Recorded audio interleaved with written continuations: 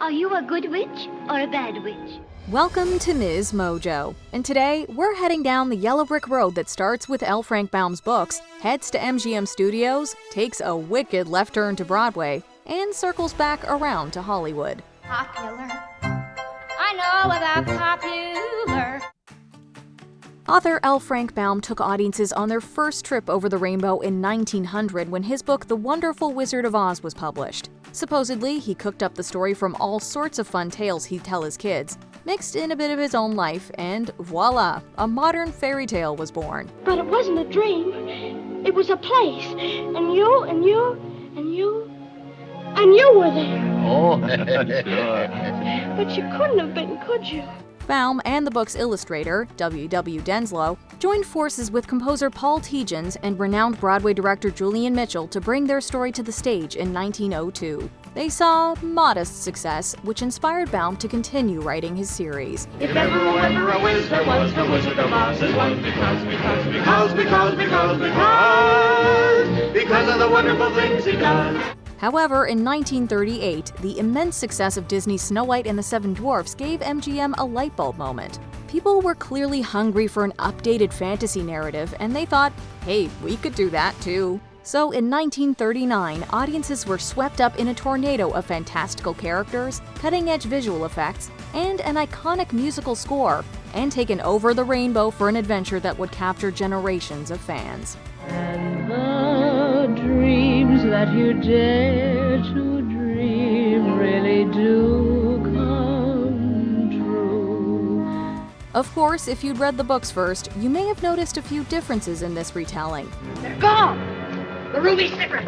What have you done with them? Give them back to me or I'll... It's too late. There they are, and there they'll stay. Take Dorothy's slippers, for instance. In the books, they're silver, but MGM opted for ruby red. Why?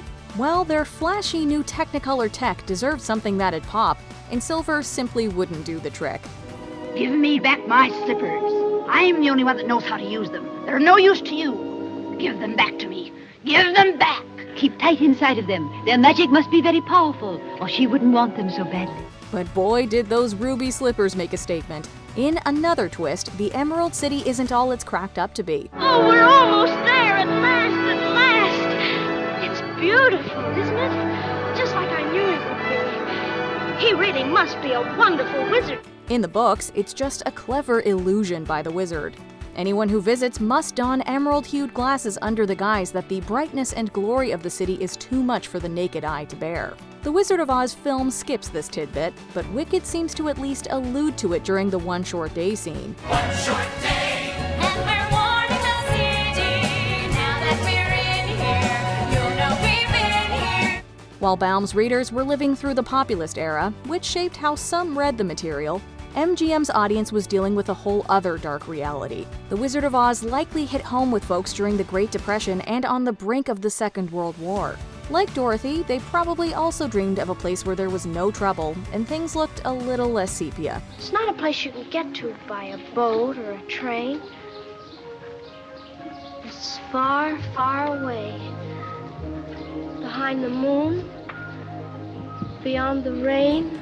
MGM's vibrant visuals and fantastical storyline were like a beacon of hope in those dark times. Sure, she finds trouble over the rainbow too, but it's nothing a bucket of water apparently can't solve. In the end, she decides there's no place like home, especially when you're weathering the storm with the ones you love. And I'm not going to leave here ever again, because I love you all. And, oh, Auntie Em, there's no place like home. Interestingly, Gregory Maguire, the mind behind the novel Wicked, drew inspiration from the turmoil of the Gulf War. As a children's author, he was intrigued by the notion of exploring a villain with shades of gray, rather than stark black and white. Are people born wicked? Or do they have wickedness thrust upon them? He came across an article comparing Iraq's then-President Saddam Hussein to Hitler, and it really got him thinking. How do certain words and stories influence how we see things and even our actions? Who better to explore this idea than the Wicked Witch of the West? Unlimited. My future is unlimited. However, there's another interesting turn here. While Dorothy tries to escape where she is, Elphaba, especially the musical's version, tries to get away from who she is. Think about it. She's this young, green, yep, pun intended, student at Shiz, dreaming of meeting the wizard just so he can cast his magic and poof, no more green. Would it be alright by you if I take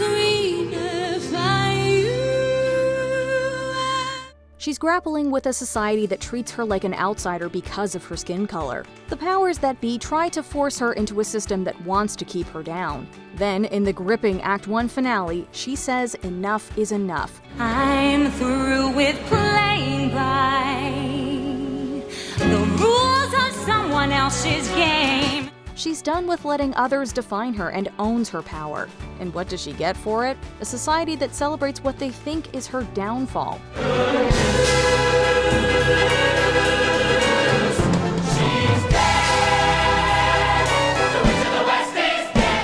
Whether or not the creators meant to draw these parallels, they hit close to home for many marginalized groups today. It's also interesting to note that as of writing, Wicked doesn't exactly have the best track record in diverse casting when it comes to Elfie. Yes, Cynthia Erivo has been cast in the movie adaptation. However, in 2008, West End actress Alexia Kadim became the first, and as of writing, only Black woman to be cast in the role in a residency run of Wicked. When people see me, they will scream. For half of Oz's favorite team. In a nutshell, both Elphaba and Dorothy embark on these epic quests, only to realize, and pardon the cliche, that everything they needed was right there inside them all along. If I ever go looking for my heart's desire again, I won't look any further than my own backyard. Because if it isn't there, I never really lost it to begin with. For many of us, it's the music that has made both The Wizard of Oz and Wicked a cultural cornerstone.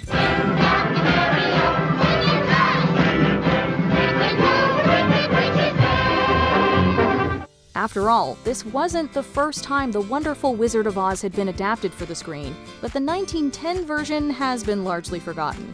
From Ding Dong, the Witch is Dead to We're Off to See the Wizard to The Merry Old Land of Oz, the melodies stick with you long after the movie ends. Ha ha ha! Ho ho ho! And a couple of tra-la-las.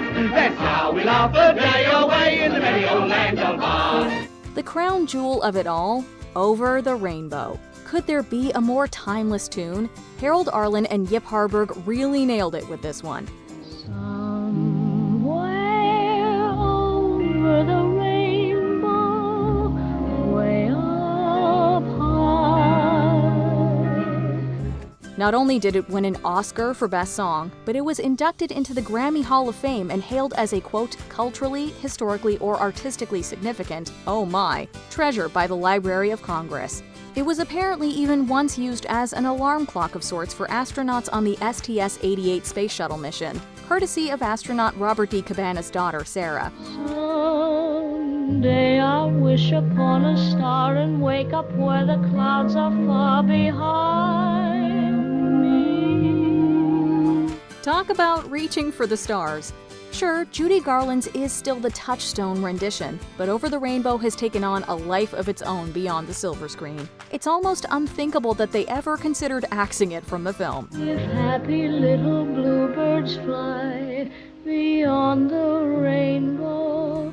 Even so, Wicked wasn't entirely able to piggyback on The Wizard of Oz's success when it first flew onto Broadway. Critics were a bit lukewarm about this fresh take.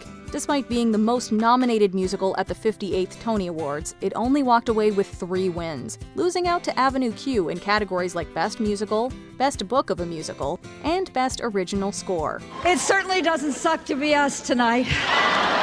Audiences, however, seemed to feel differently. They connected with these characters on a deep level. Many resonated with Elphaba's powerful battle cry to stop accepting limits because someone says they're so. Is ever gonna bring a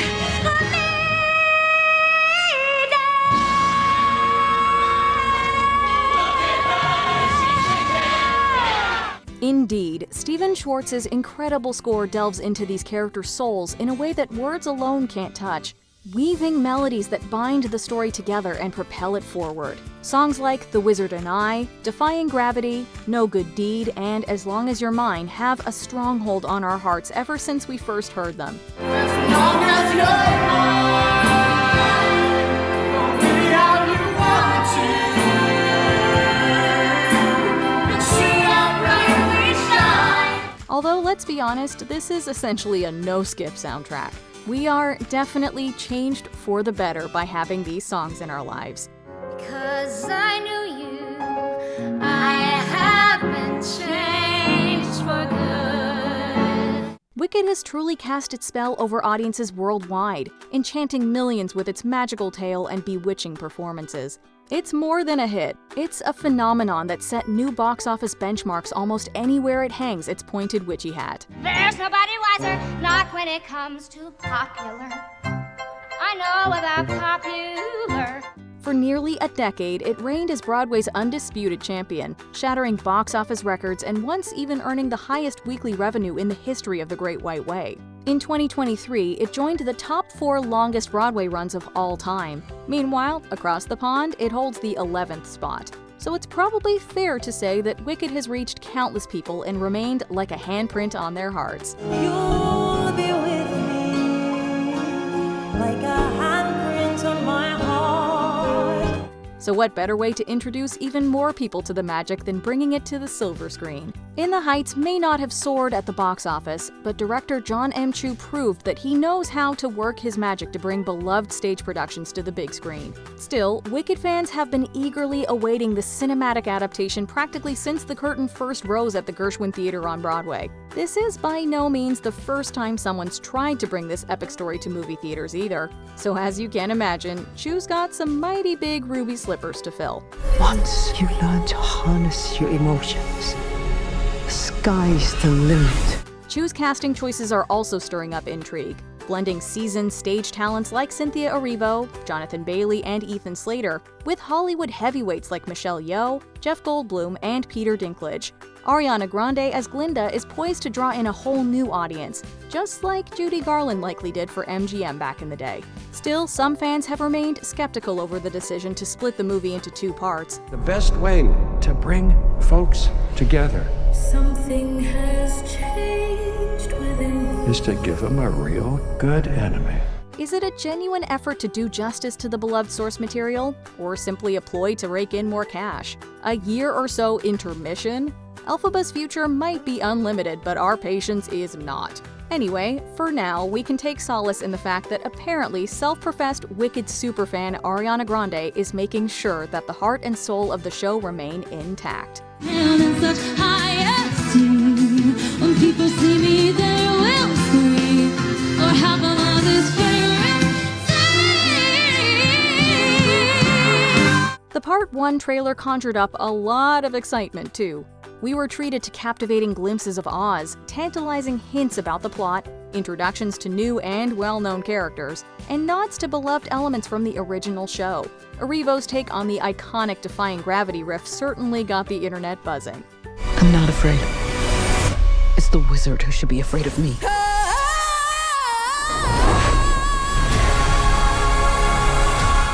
Before we continue, be sure to subscribe to our channel and ring the bell to get notified about our latest videos.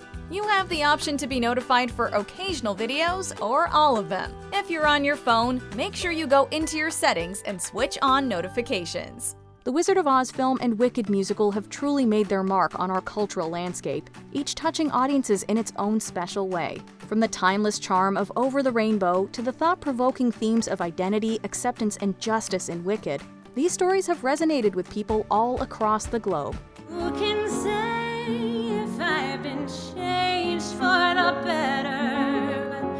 Because I knew you. Now, as Wicked prepares for its debut on the silver screen, it's facing some serious pressure to live up to the legacy of its predecessors. The excitement swirling around the film adaptation speaks volumes to its enduring impact and the sky-high expectations of fans. With such a storied history behind it, there's a lot at stake. But hey, if the new film can capture even a bit of that magic that made us fall in love with the originals, it's sure to be Wicked. What is it? It's just Ralph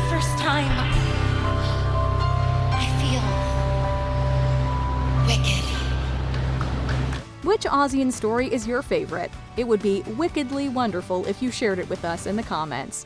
And now whatever way our stories end, I know you have rewritten mine. Do you agree with our picks? Check out this other recent clip from MsMojo.